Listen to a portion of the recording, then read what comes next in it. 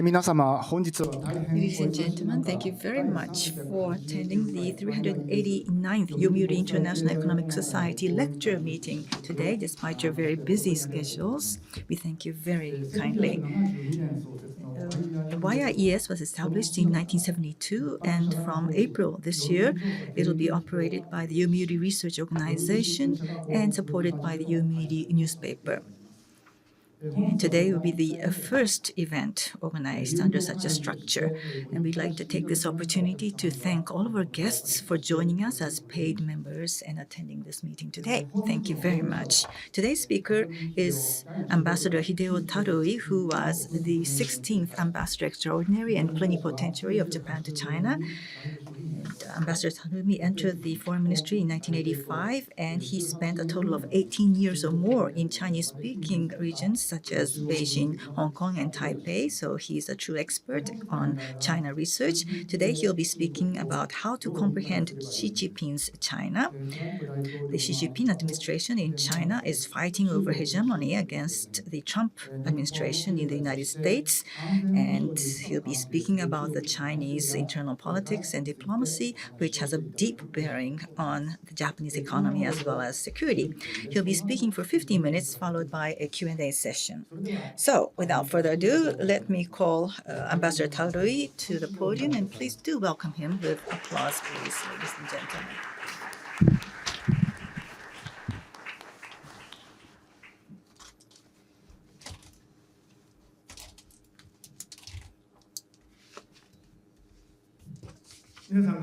Hello, everyone, and thanks for that kind introduction. I am Hideo Tarumi, and I'd like to take this opportunity to thank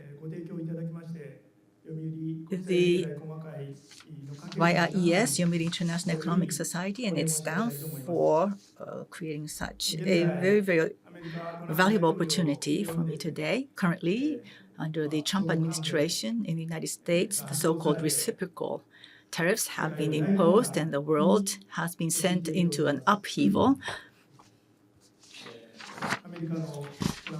The U.S. Trump administration, or President Trump in the United States, and under the current international situation, to so callously break international law and invade Ukraine, that is President Putin, and also, well, today's theme is President Xi Jinping of China, and I'll be talking about this later, but he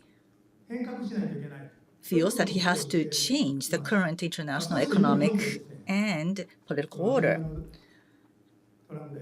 And under such a situation, President Trump in the United States and President Putin in Russia and President Xi Jinping of China, the PRC,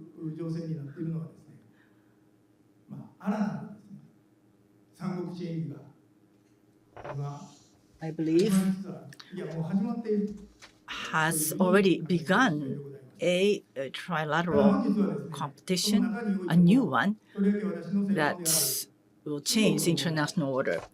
Now, I'd like to focus on China, which is my major area of research, especially China under Xi Jinping and its domestic politics as well as foreign affairs. And I'd like to share with you my own views.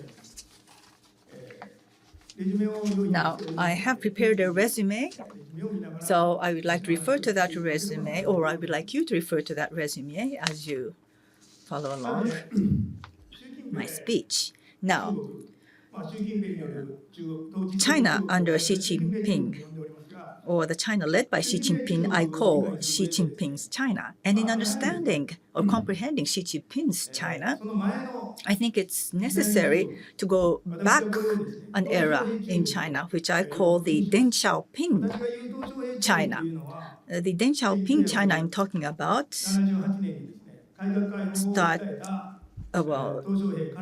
starts from Deng Xiaoping, who talked about open reform in 1978, all the way to Hu Jintao, and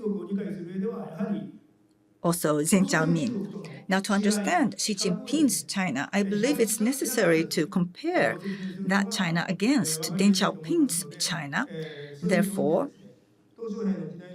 I'd like to also talk about Deng Xiaoping as well. Now, currently, China, especially since it transferred to Xi Jinping's China, has undergone a tremendous change. It was in 2012 that Xi Jinping became the General Secretary or President. It was at the party congress at that time. And now already 12, 13 years have passed since then, but China during that time has undergone tremendous change. Very, very big change. We China watchers, people who follow the political affairs in China, not only us China watchers, political watchers, but also China economic watchers, have not been able to comprehend the full breadth of the changes that took place. And I believe that is the challenge that we Chinese watchers, China watchers now face today. Now then, how did the Xi Jinping China change? What was the transformation? Due to the interest of time, I would like to be very brief in my explanation today. Now, China, as you all know, is governed by the Chinese Communist Party, the CCP. Be it the era of Mao Zedong or of Deng Xiaoping or today, that hasn't changed. But another thing that hasn't changed is that the governance by the CCP is totally different from the democratic regime in democracies, meaning that there is no election. There is, and so they have not been judged by the people. So why does the CCP govern this huge country of China? What is their legitimacy? The CCP always has to answer that question of its legitimacy of governance. Now, putting aside the Mao Zedong era, what was the legitimacy in the Deng Xiaoping era? It was, in one word, to make the country prosperous. That is, the country aimed for richness and prosperity. That was the legitimacy of the CCP under Deng Xiaoping. Now, during the time of Deng Xiaoping said, he talked about one center, two basic points. The one center then referred to economic development or economic construction in Chinese terms, economic development. And the two basic points were, one was reform and opening up, and the second was, and there are many themes, but the most important point was the guidance by the CCP, Chinese Communist Party. That is, the first one center of going after economic prosperity was very important, but under Xi Jinping, that changed. How did it change? Compared to Deng Xiaoping, who went after prosperity, Xi Jinping explored strength. He sought strength. A strong China was what he was aiming for. And this was not my own discovery. The Chinese Communist Party often refers to this as such. China stood up under Mao Zedong. It grew rich under Deng Xiaoping and will become strong under Xi Jinping. The CCP always talks in such terms. And therein lies their legitimacy. So it's really an aggregation of the three approaches to legitimacy of three leaders. Also, Deng Xiaoping's seeking of prosperity will make the people rich. However, to make the country strong under Xi Jinping, what does that mean?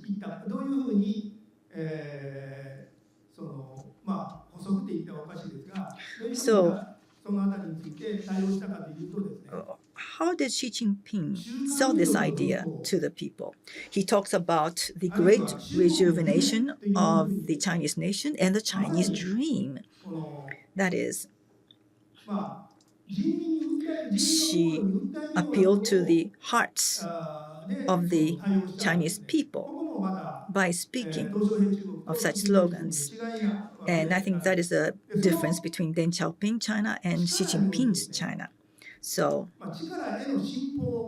that worship of strength and his strong belief in the need for strength seeps out in all of his words.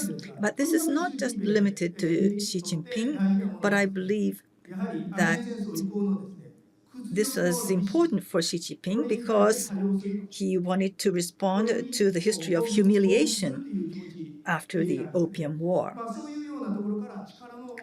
Or since the Opium War. So his belief and worship in strength, I think, is what characterizes Xi Jinping. Now, so shifting from the seeking of prosperity to the seeking of strength was one major change. Now I'd like to talk about the second change or transformation. As I said, in all eras, be it the Mao Zedong or the Deng Xiaoping era, the Chinese Communist Party, that one party had ruled in a dictatorship over the country. So it was a one-party rule. However, in the Deng Xiaoping era, one-party rule,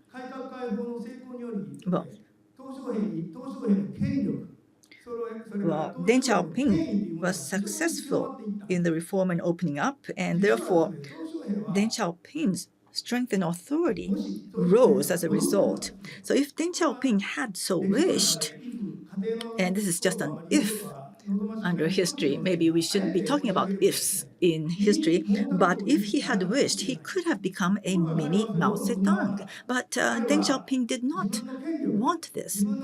He wanted to use all his authority, his power, to create a collective leadership structure. I don't think I have time to elaborate on what is collective leadership, but they simply put, the decision cannot be made by a single person, or put it differently, from different perspective. The Hu Jintao or Jiang Zemin, those people, the former leaders, they had their strength, yet from political point of view or in other contexts, whether they were excellent, I would say they were somewhat the mediocre, and yet they could lead the 1.3 or 1.4 billion people. That's how the regime was created. So, so it may sound like exaggeration, but it doesn't have to be any particular one person. In other words, during the Mao Zedong age, it has to be Mao, and then he was succeeded by the Hua Kuo Hong. But that regime failed. But now, with the General Secretary and the 7 members of the Standing Committee of the Politburo were there, and all of them had the right, the same level of the authority, and that was a key, the regime created by Deng Xiaoping. But now, it was changed drastically by Xi Jinping. That is, he transformed that system from collective leadership to one-man rule. Some say that it is the one-man authoritarian regime, but I would say one-man rule. But anyway, one man can decide on anything. And China, what is most important, that's not the constitution, but rather it is about the protocol of the Communist Party or the rules of the Communist Party. And as far as rules concerned, all the members of the Politburo Standing Committee are equal, but the Xi Jinping took a different approach. And just like the President Trump that issued executive order, just like that, the Xi Jinping, in his name, issued instructions, just like his version of executive order. And if I would oversimplify that, he made the remaining 6 members of the standing committee as his subordinates. And during Deng Xiaoping era, they were all at on equal footing, but now they are reporting to Xi Jinping in a way, and Xi Jinping is the head of those 6 people. And that is why he can now change it to the one-man rule. And this is somewhat close to the Mao Zedong era, but I would say that it is more the systematically developed, and it took 10 years. He served 2 terms to create such a regime. That is, 1 term comprising 5 years, and the China watchers said that in 2022, China went into unprecedented era of the 3rd term, but I would say that was the beginning of the true the leadership by Xi Jinping. In other words, it took 10 years for him to create such a regime, and finally, his own regime was finally inaugurated in his 3rd term. Now, where they stand today, well, in the past, they used to talk about infallibility of the Communist Party, but even in the case of the top members of the CCP, there are those that would result in corruption. But then they were eliminated from the leadership, and by so doing, if you look at the party, and then the party still maintains its infallibility. If those people with the corruption were removed, but nowadays, instead of the CCP's infallibility, it is now changed into the infallibility of Xi Jinping. So, if I dare to say, the deification of Xi Jinping started. So, under such circumstances, everything is determined by Xi Jinping. One person's ability, there is a limit to that. So is the time. The 365 days or the 24 hours a day. And that is equal among all the people. But now, what happens is that the people started to move into the don't rock the boat kind of mentality. Furthermore, if decision is made by Xi Jinping, nobody questions that, but rather follows it, complies with that blindly. That's one way of the don't rock the boat mentality, and don't dare to do something that requires decision. And in case that those subordinates have to do something, then they would try to speculate on what Xi Jinping wishes. So they try to act upon implicit desires of Xi Jinping. So that's what prevails in China, and that represents the second change. Even when the regime remains, or at least it appears to be the same, but in reality, inside, there was a major transformation from collective leadership to one-man rule. And the third change, in the contemporary sense, that is the most important. That is, what I have mentioned so far, more or less, are the points pointed out by other observers, but the third point is not the pointed out by the many critics, but I would say this is the most important. That is to say, the change in the national strategic goals. For China, their national strategic goals, which also related to the first point, first change, during Deng Xiaoping, the one center, the 2 basic points was advocated, and one center, that is economy, that was considered to be the most important, and then 2 basic points, that is the ruling by the CCP. Economic prosperity was equal to the high economic growth. But now they were forced to change it, I would say, in pursuit of high economic growth during Jiang Zemin's era. And then came Hu Jintao as a leader.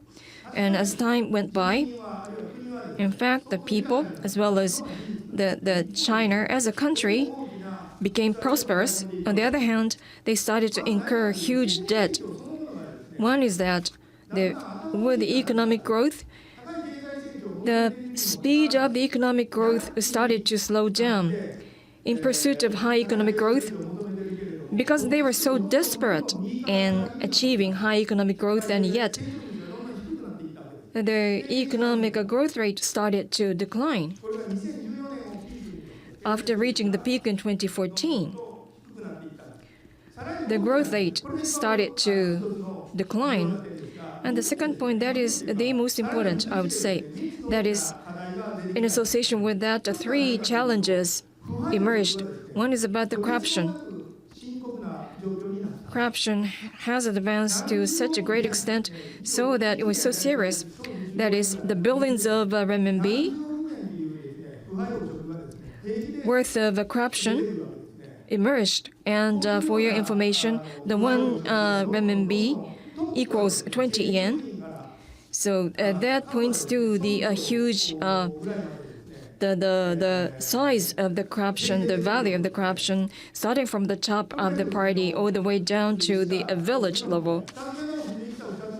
The second associated issue was about the environmental destruction. That also became so serious because economic growth was given the highest priority as a strategic goal. The people considered that they could sacrifice anything. And the first came the ecosystem and environment. Thus, environment was polluted and destroyed. In fact, the rivers and lakes and ponds, the color of the water changed into green or yellow, and the air was filled with the PM 2.5, was the rather gray or white, and then that was the gray or white color of the sky. And then, third, the economic disparity among individuals that was worsened during that time. So in early days, those people that supported the reform and opening up policy started to be dissatisfied and disgruntled given such a situation. Deng Xiaoping advocated the first rich principle, that is, that those that would become rich, they are allowed to be rich, so that those people that became rich first, they became so rich, they're living behind the rest of the people. And as people started to be dissatisfied, frustrated, they started to raise protests and demonstration on the street, and sometimes it developed to the riots. The one symbolic riot took place in 2007 or 2008 in Sichuan province.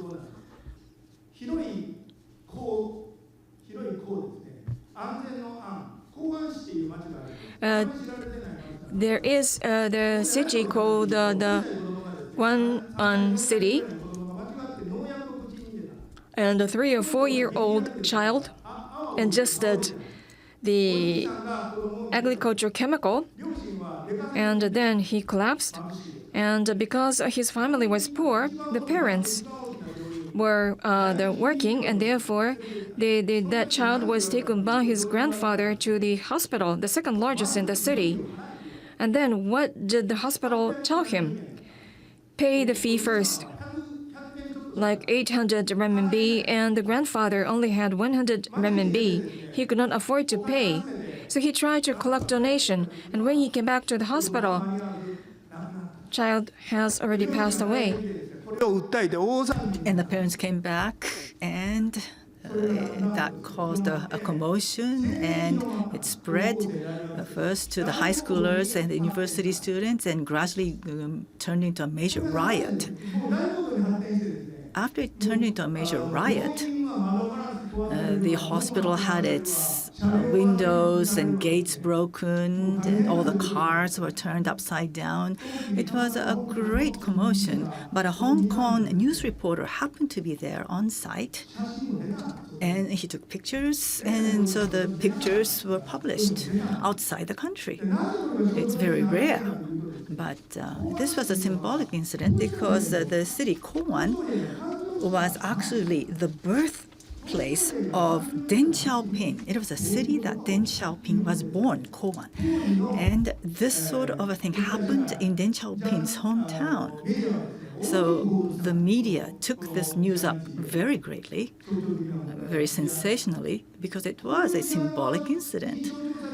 And several other incidents similar to this occurred every year to the tune of tens of thousands of incidents. And the last time China made the numbers public was in 2005. They called the riots and the protests group incidents. They called it group incidents, and they announced the numbers of such group incidents, mass group incidents, every year. And in 2005, it turned out to be 87,000 times. Now, if you divide that with 365 days a year, it means that every day close to 200 to 300 riots or protests were occurring in China. This was reality. And then in 2008, on the 18th of December, Hu Jintao, at a 30th anniversary lecture of the Reform and Opening Up policy, he made a speech. And there he said, the Chinese Communist Party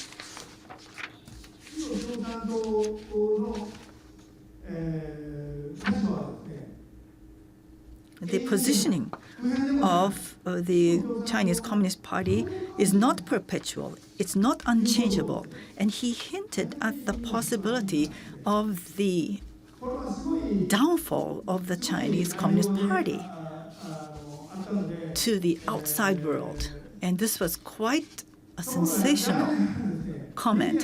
However, unfortunately, the people in the media were interested in other aspects of his speech.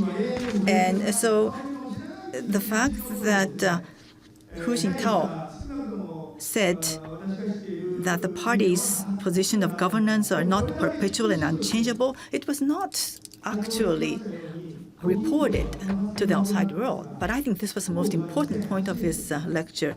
And this was in 2008 under Hu Jintao. So China was still under a collective leadership.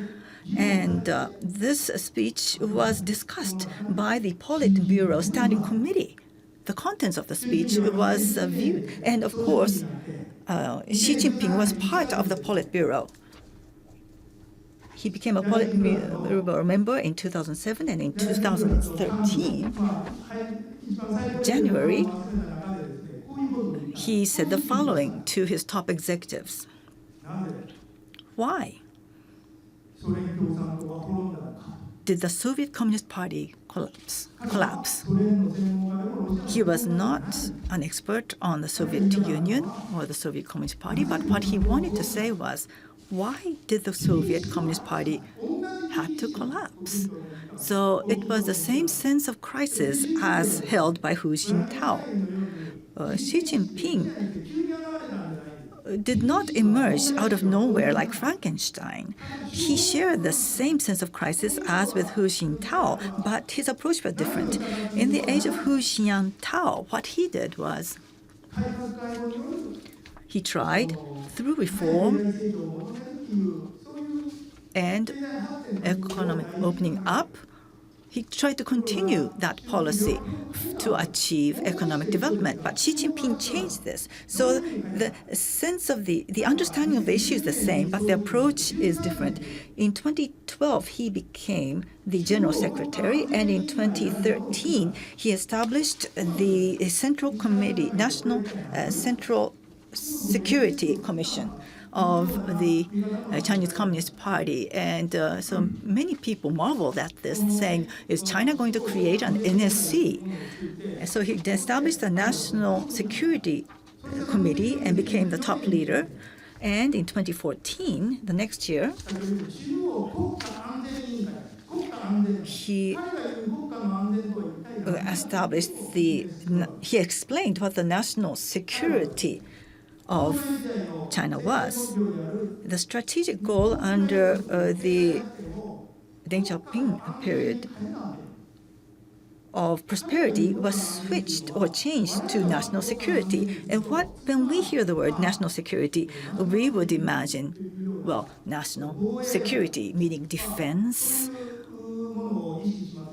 But Xi Jinping's sense of national security was what he called the holistic national security, which includes national defense, but only part of that holistic national security. It includes, along with national defense, food, ecology, environment, energy, economics, industry, and of course culture. And he cited 11 areas which comprise the holistic national security. I've written this in the resume, but after that, what Xi Jinping has been doing is very, very clear. Many Japanese nationals who were taken into custody in China under the counter-espionage law, which was passed in November 2014, and the National Security Law 2015, and also the Anti-Terrorism Law also in 2015. And and also the Made in China 2025 strategy, which drew a lot of overseas attention, was also created and announced in 2015. And also, in China,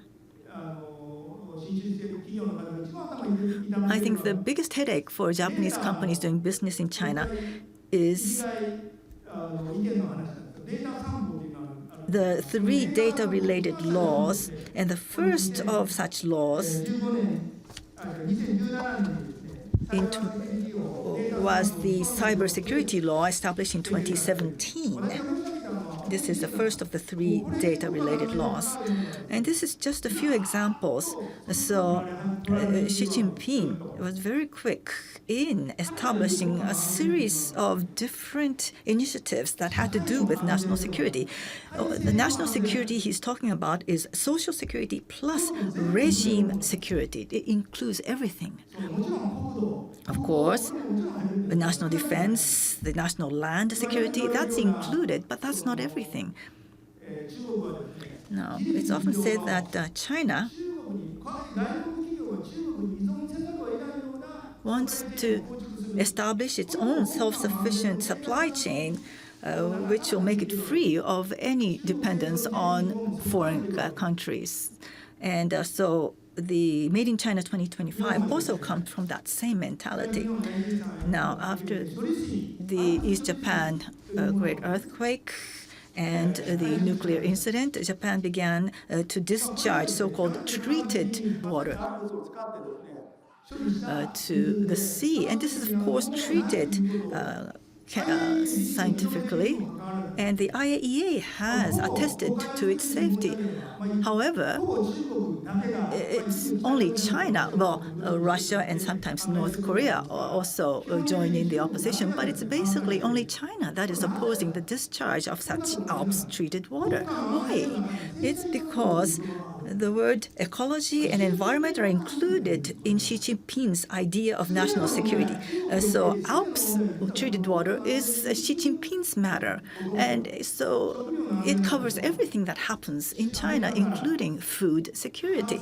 For example, a lot of soybeans, a lot of grains are imported from the U.S. You have to stop this.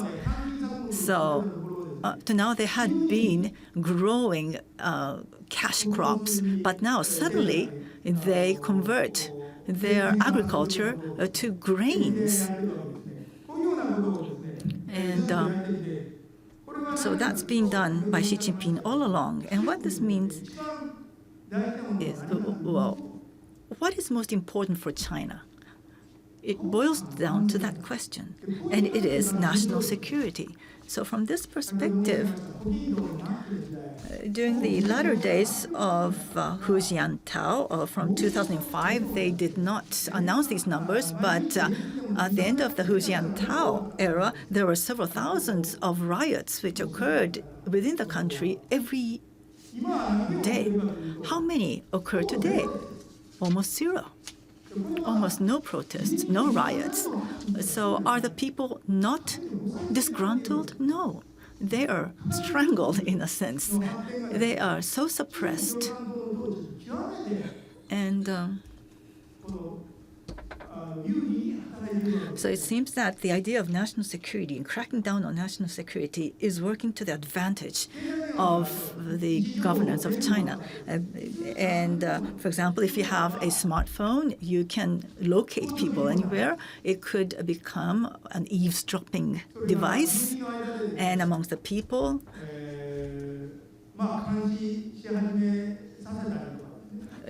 he's having people spy on each other. And when you go out into the streets, there are surveillance cameras everywhere. I don't know if some of you have gone to the Long Wall of China recently, but you can see a series of closed-circuit cameras all around you, all along the Great Wall of China. Also, the Public Security Department and the security divisions are now accumulating huge powers. They are very powerful now. So the people's dissatisfaction, I think there was great frustration after the failure of China to contain the COVID-19, but they're not able to express their disgruntlement. And now people are so frustrated that they have to wield knives and start to stab people on the streets. But Xi Jinping thinks that he is governing the country well. He thinks that. He believes that his governance is successful. Now, often it's said that China is there's so much frustration in China, and therefore they'll have to probably take it out on Taiwan by invading Taiwan. But I think Xi Jinping probably feels that his people are not dissatisfied or disgruntled because there are no riots, etc. Thus, I'd like to turn to diplomacy. It has also changed drastically. During Deng Xiaoping, you might have heard the expression of biding time and hiding strength. That is, try not to manifest their strength, try to maintain low profile, and then what was needed for China was the international environment that was conducive to economic development of China, and that is why they could enjoy relatively good relationship with Japan and the United States. But now, under Xi Jinping's leadership, they want to make China stronger. That is why they started to advocate warrior diplomacy. That's a major change. And also, what is more important is that it has to do with the views of international economic and political order viewed by China. During Deng Xiaoping, they tried to take part of it, that order, so that they could enjoy benefit, just like in the case of the accession to WTO. And this is not what I'm saying, but actually that is what is announced according to them. The current international order is not reasonable nor fair. Therefore, it has to be rectified. That means they are making a serious strategic challenge against existing international order. From China's point of view, who leads that international order? Well, let's set aside President Trump, but up until he came to power, it was the United States that was leading such international order. And therefore, the China's diplomacy was always focusing on confrontation against China, the United States. In other words, they try to view all the diplomatic issues through the prism or lens of the United States. For instance, they used to enjoy a good relationship with Ukraine, but what if the Russia fails in their invasion and they see the United States through Ukraine? That is why they are now taking side of Russia, and same in the case of the Gaza. ただ、ね、中国はこういうふうに思ってるんです。アメリカは下降気流だと。自分たちは上昇気流だと。下降気流と上昇気流がぶつかれば乱気流発生する。これが摩擦だ。And they just criticize that Japan is following suit of the United States.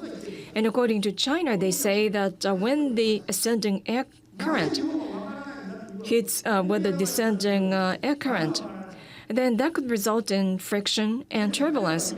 Why does Japan not understand that? That's their views, that's their words, and yet they are still very realistic. They acknowledge that their ability is still behind the United States, and therefore, in the short term, they consider that the stability in relationship with the United States is necessary.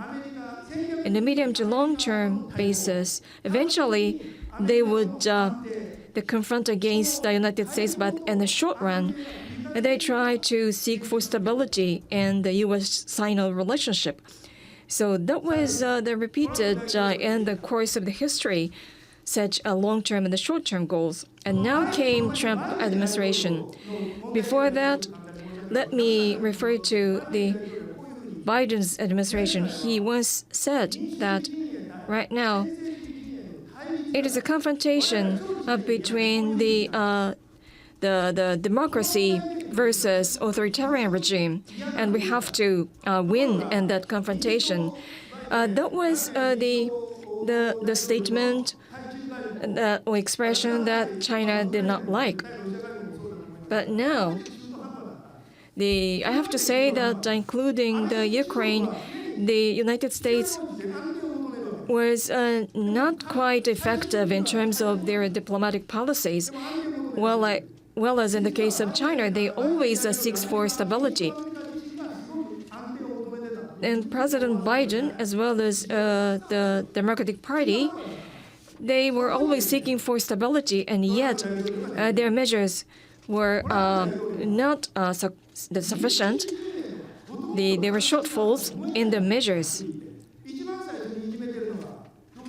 Now, with the Trump administration, he's a bully against Canada and Denmark, those friendly allies, as well as other Western allies, instead of confronting the other side. And the Trump administration is raising various challenges, including the reciprocal tariff to those allies as well. And it is true that China is also under such a reciprocal tariff. But what China hates most is the criticism against their regime. That's the last that they want. Put it differently, from China's point of view, when they look at the Trump administration, at least in the short, the temporary basis, there was a time when the U.S. was very close to Western Europe over Ukraine. And there was a time when G7 was working in cooperative fashion, which was quite unacceptable for China. But now with the Trump administration, the U.S. and Europe, U.S. and Canada, and U.S. and eventually, possibly, and Japan, what if there are cracks and relationships between U.S. and those allies? That is viewed as an advantage to China. What do China think of? Remember, the Three Kingdoms saga. You know that the Xi Jinping and Putin, they're serving for their terms forever. Well, as in the case of President Trump, there is a limit to their term to his term, he can only serve for 4 years, and then there will be the election in between of the Parliament, the Senate and Congress. Therefore, whether to be patient or to strike a deal for such a short period of time, like 4 years, and then as long as they seek for stability, and then that would be welcomed. And therefore, if the stability is what is committed by the deal by the U.S., then that is acceptable by China.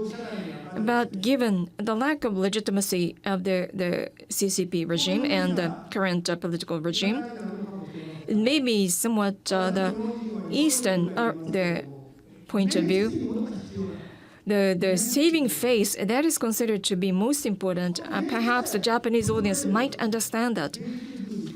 So that as long as the saving face that is committed, then there could be a deal struck between U.S. and China.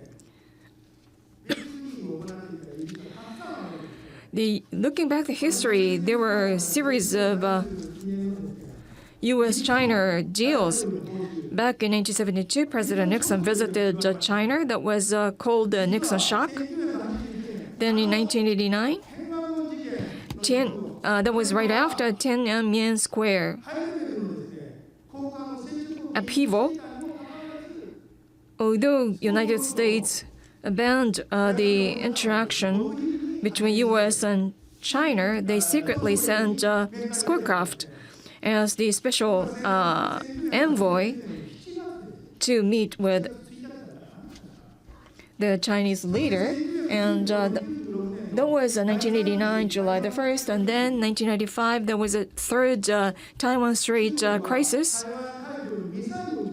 when China shot a missile into the Taiwan Strait, and therefore the aircraft carrier was dispatched from the United States, and therefore the people worried about the possible breakout of the war.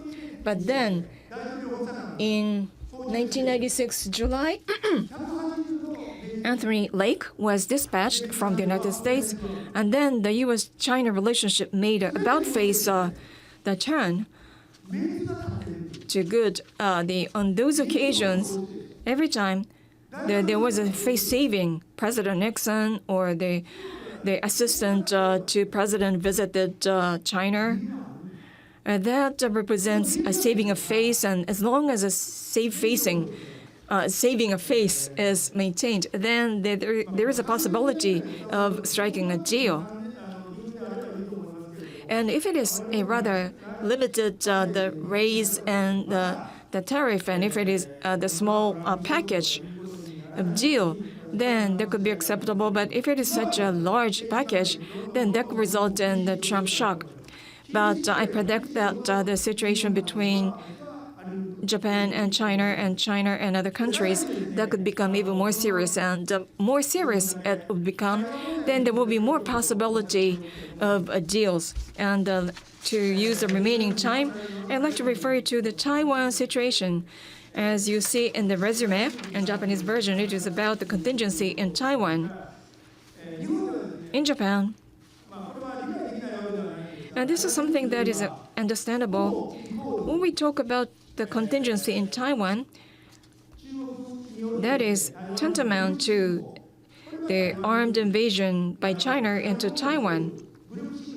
So it is the military invasion. Is it really the case? And in Taiwan, last year, I visited Taiwan on 3 occasions. All of them are good friends of mine, and I had a candid exchange of opinions with them. What they worried most is about what is called the cognitive warfare. I'd like to introduce to you my personal experience. In a way, Taiwan is protected by the fortress, the castle, but given the military power, the military force of China, they can blow away such a fortress and the castle anytime. They demonstrate that with the military exercise, but that comes with a huge cost. So what do they do instead? Well, in the case of castle, in Japan, castle is surrounded by the wall made of blocks, and now what they're trying to do is to remove one block after another so that eventually the castle would collapse. That's what is meant by peaceful unification. The castle would be destroyed by removing a block one after another. That's what they view, the China views as peaceful unification. They are making every preparation, including military invasion. But the primary goal is to let the castle collapse by removing blocks from the foundation. Now, from the U.S. point of view, it is a fact that they are worried about the contingency in Taiwan, but one might question whether President Trump is willing to dispatch U.S. forces. I have to say that's quite questionable.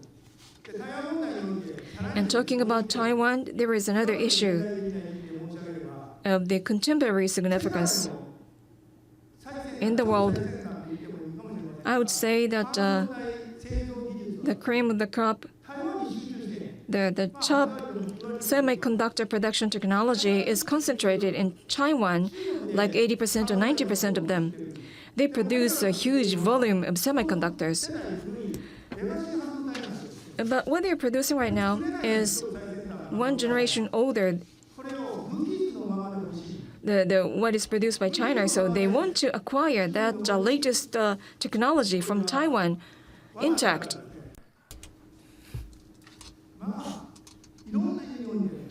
So in many respects, space development, state-of-the-art weapons, arms development, or AI development, I think there should be a game change if that were to happen. The fact that the most advanced semiconductor production technology is located in Taiwan, and how to protect Taiwan, I think, is an issue that requires the attention and awareness not only of Taiwan but of the whole world. But unfortunately, there is not much focus on this issue currently, and I feel that the situation is very precarious in that sense. Now, I teach at Ritsumeikan University currently. I have started a research team to research the Taiwan issue, amongst others. And in relation to that, I visit Taiwan very frequently. So if you are interested in our research, I have staff here whom you can contact. Then we can also provide you with some materials. I'm sorry, I think I've gone a bit over my time, but it's a little past 15 minutes, so I'd like to conclude my presentation here. Thank you very much. Ambassador Tarui, thank you very much.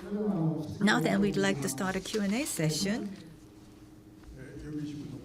Oika from Yomiuri newspaper, thank you very much for sharing your very invaluable insights and lecture today. One question. It's often said about the Chinese economy that they are in a real estate stagnation, and that this will affect not only the real estate but also pension payments, etc., for China. And for the Xi Jinping regime, how big a blow would this real estate stagnation or crisis be for the administration? Thank you very much for your question. The Chinese economy is in an extremely serious state, I believe, and I believe that they are, without a doubt, in a deflationary phase. But for the Chinese Communist Party, although it is an important issue, then, well, why is this issue occurring? Well, because they're not placing high priority on economic issues. That's why this is occurring. If they really believe that the real estate crisis is very important, then perhaps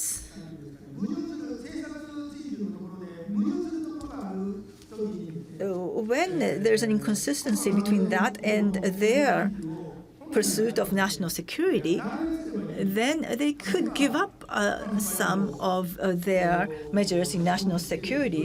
For example, they could loosen up on the counter-espionage law. But they can't do that because they have to place higher priority on national security. So they know that they have to reconstruct their economy in some way. They know that. But I guess the extent of the countermeasures they can take is limited, and that's why they have not been able to achieve a total reform or transformation of their economic policy. Now, last year, the third plenum of the Communist Central Committee was held, and many Chinese economic watchers know that, have thought or believe that the third plenum will come up with some drastic measures relating to the real estate industry to turn the Chinese economy around. And there are many broadcasting stations had programmed for that, but such economic countermeasures did not come during the third plenum. And the fact that such economic issues were not discussed at the third plenum last year has a big significance, because the third plenary session, or the third plenum, is the most important central committee meeting of the year. But these economic issues were not discussed there. And of course, it issued a communique, and the top member of the drafting committee of that communique was Xi Jinping. During the Hu Jintao era, it would have been Wen Jiabao is the person who is in charge of the economy, who would draft the communique and would oversee the third plenum. But Xi Jinping, who was drafting the communique and was overseeing the third plenum. So he probably had no intentions to discuss the economy during the third plenum. And what was discussed at the third plenum was the idea of how to achieve Chinese-style modernization by 2029. And that was what was decided at that meeting, the accomplishment of Chinese-style modernization, which means a well-governed a country or state with very advanced governance structures. That is what China means when they talk about the Chinese-style modernized state, meaning a very well top-governed state or country. And they tried to create such a Chinese-style model. And why did they try to define such a model? As I said, they're trying to change the world order. They want to create a new world order.